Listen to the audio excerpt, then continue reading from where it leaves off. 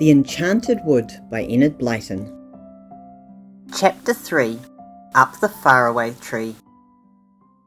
The children did not tell their father and mother about the happenings in the Enchanted Wood, for they were so afraid that they might be forbidden to go there.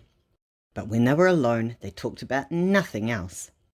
"When do you suppose we could go up the faraway tree?" Fanny kept asking. "Oh, do let's go, Joe." Joe wanted to go very badly, but he was a little afraid of what might happen, and he knew that he ought to look after his two sisters and see that no harm ever came to them. Just suppose they all went up the faraway tree and never came back. Then he had an idea. "Listen," he said, "I know what we'll do. We'll climb up the tree and just see what is at the top.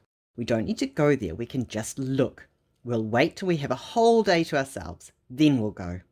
The girls were so excited. They worked hard in the house, hoping that their mother would say they could have a whole day to themselves.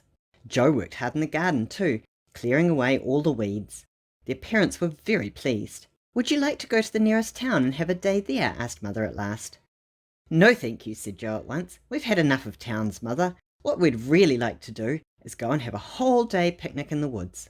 "Very well," said Mother. "You can go tomorrow. Father and I are going off for the day to buy some things we need. You can take your dinner and tea and go off by yourselves if it's fine and sunny." How the children hoped the day would be fine. They woke early and jumped out of bed. They pulled their curtains and looked out. The sky was as blue as cornflowers. The sun shone between the trees, and the shadows lay long and dewy on the grass. The enchanted wood stood dark and mysterious behind their garden. They all had breakfast, then Mother cut sandwiches, put cakes into a bag and 3 biscuits each. She sent Joe to pick some plums from the garden and told Bessie to take 2 bottles of lemonade. The children were most excited. Mother and Father set off to the town. The children waved goodbye from the gate. Then they tore indoors to get the bag in which their food had been put. They slammed the cottage door. Adventures were in the air that morning. "Up the faraway tree, Joe, Bessie and me," sang Fanny loudly. "Hush," said Joe. "We're not far from the enchanted wood. We don't want anyone to know what we're going to do." They ran down the back garden and out of the little gate at the end. They stood still in the overgrown narrow lane and looked at one another. It was the first big adventure of their lives. What were they going to see?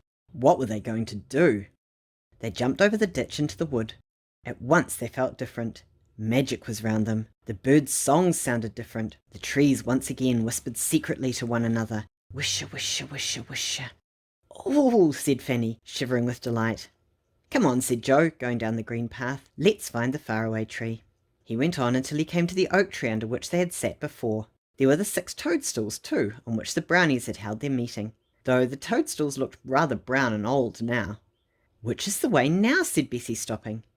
None of them knew. They set off down a little path, but they soon stopped, for they came to a strange place where the trees stood so close together that they could go no further. They went back to the oak tree. "Let's go this other way," said Bessie, so they set off in a different direction. But this time they came to a curious pond whose waters were pale yellow and shone like butter. Bessie didn't like the look of the pond at all, and they all 3 went back once more to the oak tree. "This is too bad," said Fanny, almost crying. "Just when we've got a whole day to ourselves, we can't find the tree." "I'll tell you what we'll do," said Joe suddenly. "We'll call those brownies. Don't you remember how they said they would help us whenever we wanted them?" "Of course," said Fanny. "We had to stand under this oak tree and whistle 7 times. "Go on, Joe, whistle," said Bessie. So Joe stood beneath the thick green leaves of the old oak and whistled loudly 7 times. The children waited. In about half a minute a rabbit popped its head out of a nearby rabbit hole and stared at them. "What do you want?" said the rabbit in a furry sort of voice. The children stared in surprise. They had never heard an animal speak before. The rabbit put its ears up and down and spoke again rather crossly. "Are you deaf? What do you want?" I said. "We want one of the brownies," said Joe, finding his tongue at last. The rabbit turned and called down his hole. "Mr. Whiskers! Mr. Whiskers! There's someone wanting you!" There came a voice shouting something in answer, and then one of the 6 brownies squeezed out of the rabbit hole and stared at the children. "Sorry to be so long," he said. "One of the rabbit's children has the measles, and I was down seeing to it." "I didn't think rabbits got the measles," said Bessie, astonished. "They more often get the weasels," said Mr. Whiskers. "Weasels are even more catching than measles as far as rabbits are concerned." He grinned as if he had made a huge joke, but as the children had no idea that weasels were savage little animals that caught rabbits, they didn't laugh. "We wanted to ask you the way to the faraway tree," said Bessie. "We've forgotten it." "I'll take you," said Mr. Whiskers, whose name was really a very good one, for his beard reached his toes. Sometimes he trod on it, and this jerked his head downwards suddenly. Bessie kept wanting to laugh, but she thought she'd better not.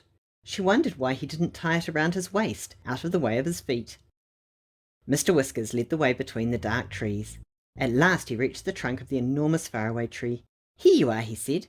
"Are you expecting someone down it today?" "Well, no," said Joe. "We rather wanted to go up it ourselves." "Go up it? Yourselves?" said Mr. Whiskers in horror. "Don't be silly, it's dangerous.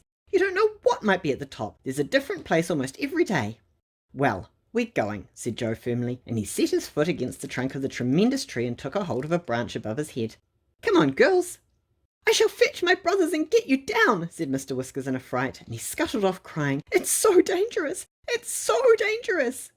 "Do you suppose it is all right to go?" asked Bessie, who was usually the sensible one.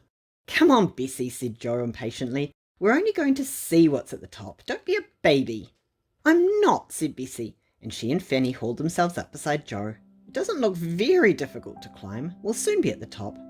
But it wasn't as easy as they thought, as you will see.